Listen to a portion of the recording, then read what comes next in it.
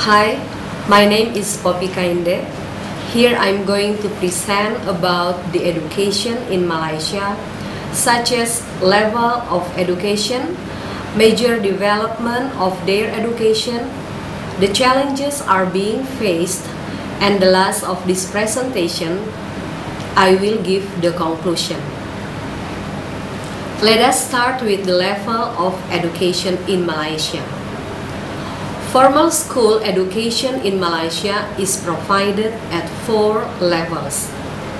There are primary, lower secondary, upper secondary, and post-secondary. While the level of education start from 1. Preschool, from age 3 to 4. The aim of preschool education is to provide a firm foundation for formal education. Preschools are run by government agencies, non-governmental organizations, as well as private institutions. There are major government agencies that are responsible for preschool education are the Ministry of Education, the Ministry of Rural Development, and the Ministry of National Unity and Community Development. Children enroll between the ages of 4 and 6. All preschools have to abide the curriculum guidelines set by the Ministry of Education. To kindergarten from age 4 to 6. According to Wikipedia, actually there is no fixed rules on when the children need to start preschool education, but mostly like to start when the child turns 5 years old. Usually preschool education lasts for 2 years before children proceed to primary school at age 7. The third is primary school from age 6 to 12. Primary education in Malaysia starts at age 6 and lasts for 6 years. The 6 years of primary education aim to bring about the overall development of the child through acquisition of reading, writing, and arithmetic skills, as well as the inculcation of thinking skills and values. There are 2 types of national primary school based on the medium of instruction. One type is the national primary school, in which Malay is the medium of instruction, and the other is national Thai primary school that uses either Mandarin or Tamil as medium of instruction. And the fourth is secondary school from age 13 to 18. Education at this level aims to provide the child with a firm foundation in the basic skills of reading, writing, and arithmetic, as well as emphasizing thinking skills and values across the curriculum. In Malaysia, secondary school education covers 7 years and is divided into 3 main levels, such as lower secondary, upper secondary, and post-secondary or pre-university level, Form 6 or matriculation.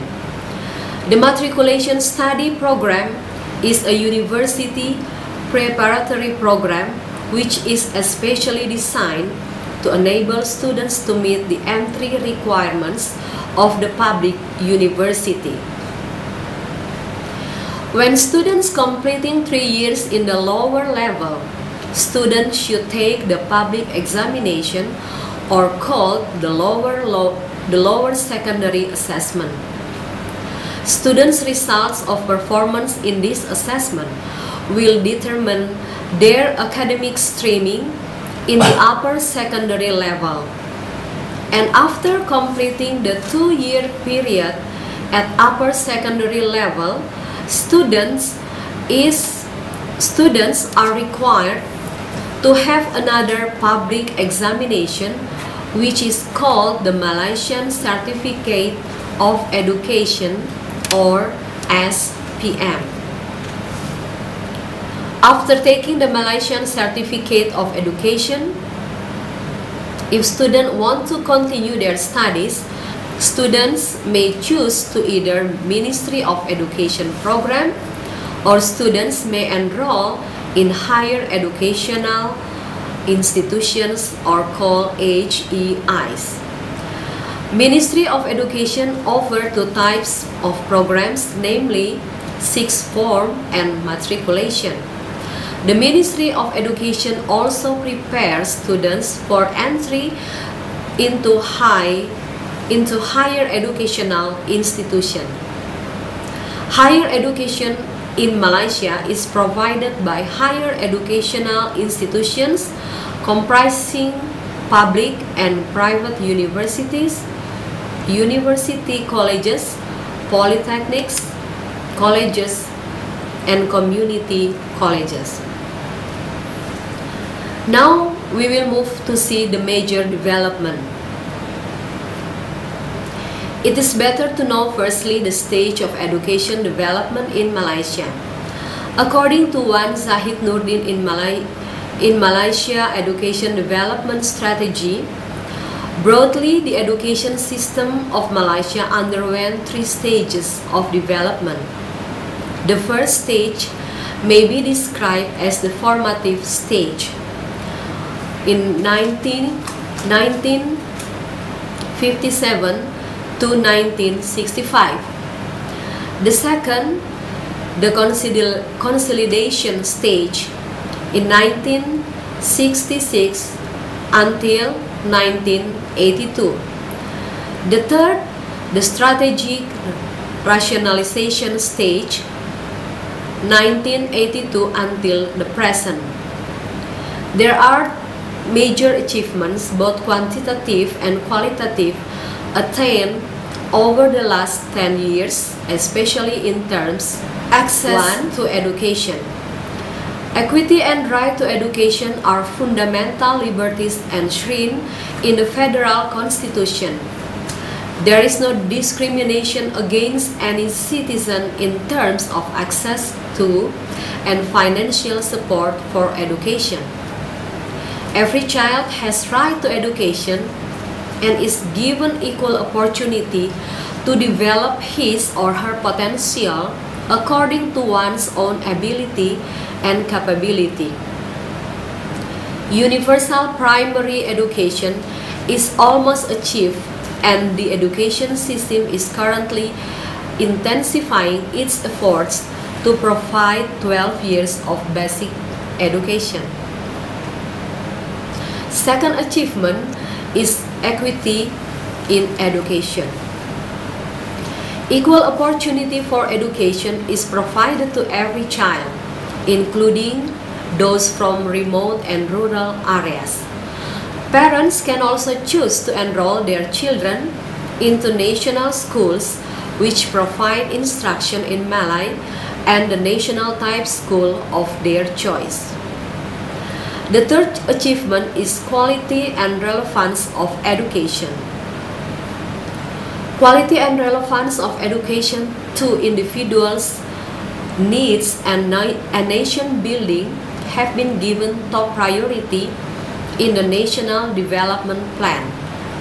This is clearly articulated in the National Philosophy of Education, or NPE, which states that education in Malaysia is an ongoing effort towards further developing the potential of individuals in a holistic and integrated manner so as to produce individuals who are intellectually, spiritually, emotionally, and physically balanced and harmonious based on a firm belief in and devotion to God. Such an effort is designed to produce Malaysian citizens who are knowledgeable and competent, who possess high moral standards, and who are responsible and capable of achieving a high level of personal well-being as well as being able to contribute to betterment of the family, the society, and the nation at large. Education Act 1996, page 9 to 10. The national curriculum places emphasis on the holistic development and potentials of the individuals. It provides opportunity for each individual to develop basic skills, knowledge, values, attitude, interests, and talents in the following aspects: social skills, intellectual skills, physical skills, spiritual skill, aesthetics value or creativity and appreciation, moral values, information communication technologies or ICT skills. The technical, vocational, and skill training offered in secondary technical and secondary vocational schools provide students with practical training and employability skills. Besides that, the use of technology as an enabler to facilitate teaching and learning activities have made learning interesting, motivating, stimulating, meaningful, and develop skills that will prepare students to face greater challenges.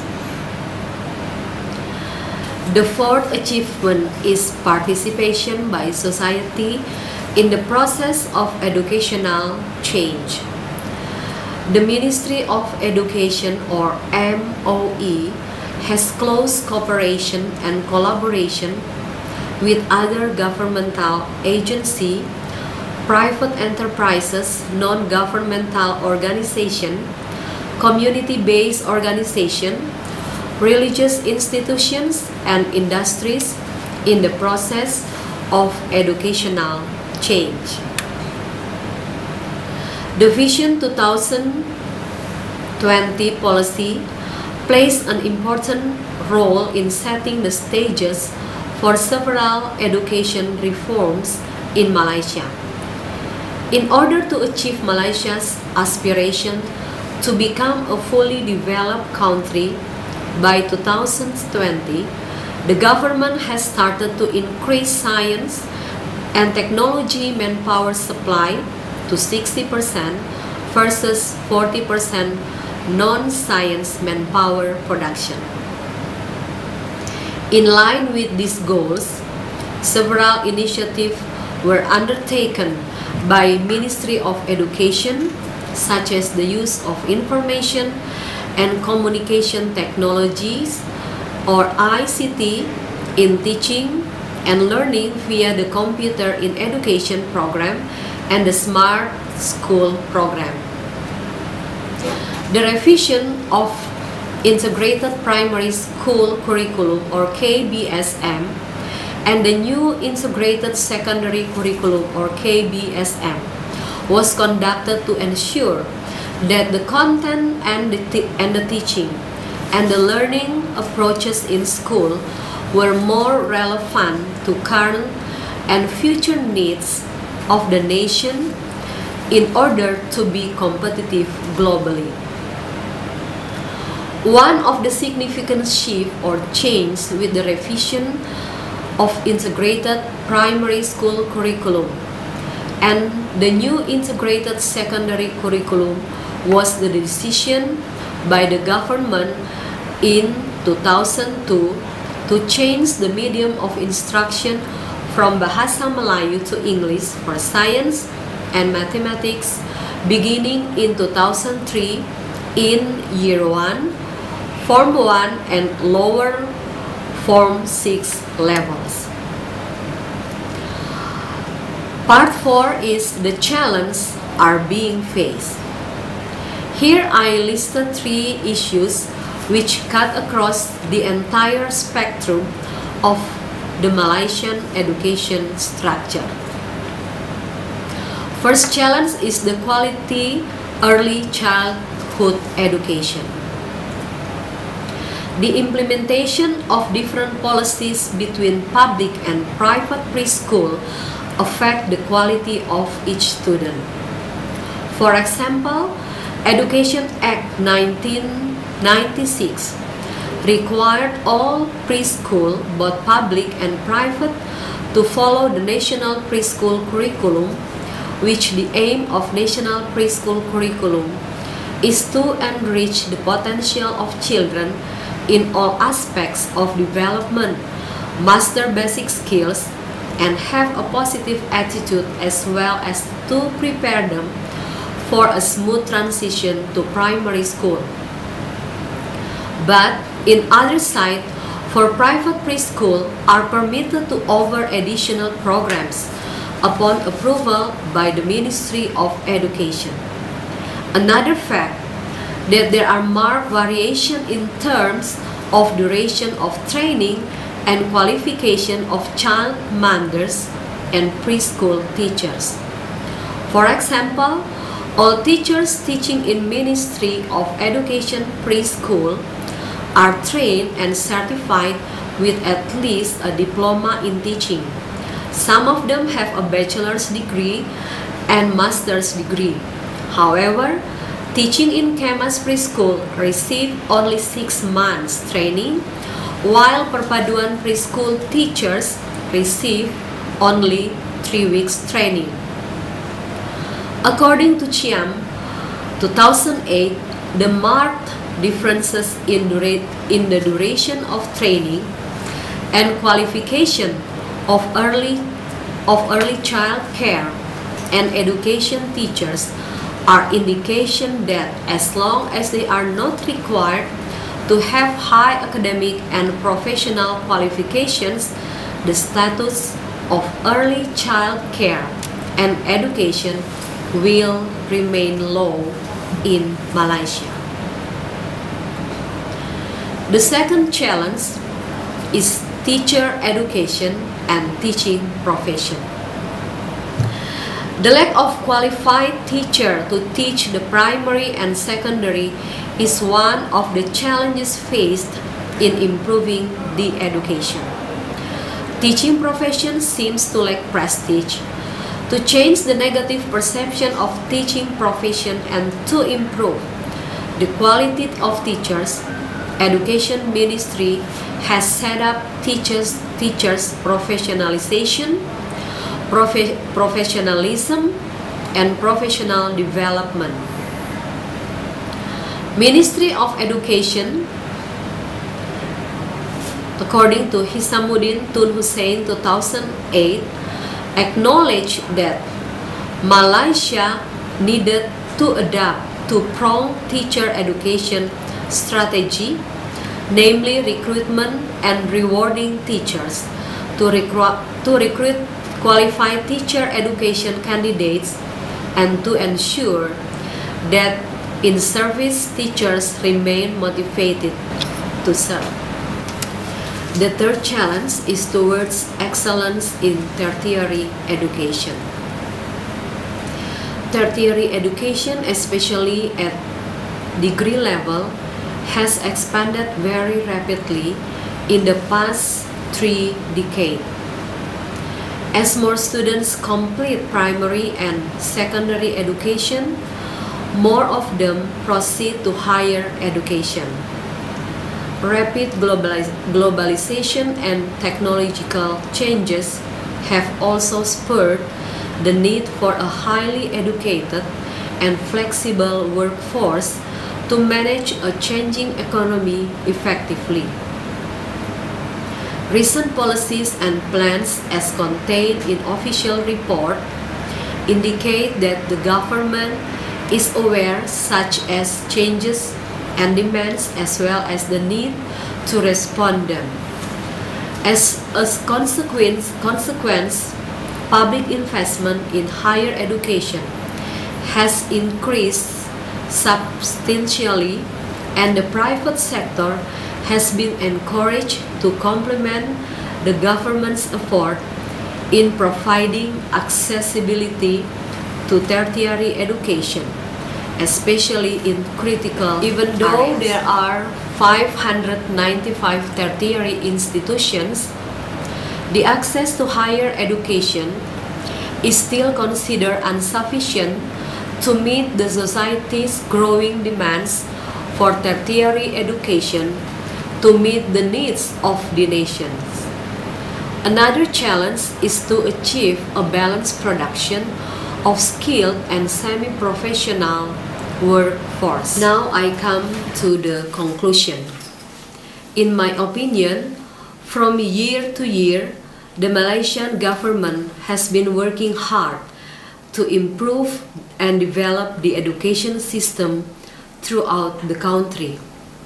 All the policies and decisions that have been made to improve the quality of education will provide maximum results when all students are given the same opportunities and rights to apply what is contained in that policy. In practice, these policies are made more quickly perceive benefits to those who live in urban area than those living in rural area. The important thing to realize that education is the right for every individual, whether they live in cities or in the countryside. So, when speaking of education, both in terms of facility development, teachers training, and awards to teachers and students should receive equal portions. Distance is not the reason that teachers and students in the village is always late getting a quality education. All education policy must be controlled, whether it works or not. Thank you for watching my presentation.